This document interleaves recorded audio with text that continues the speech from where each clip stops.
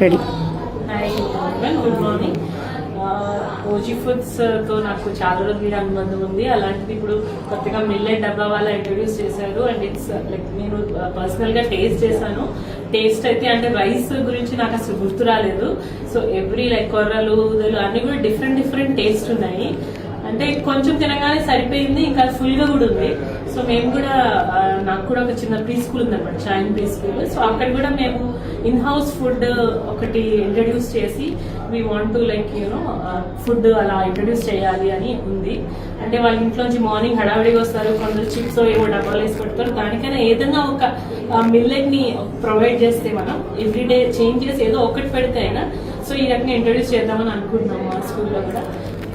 Thank you and all the best to Millet Dabba Wala, and thank you Deepti ma'am for inviting me, and the food was like superb and delicious.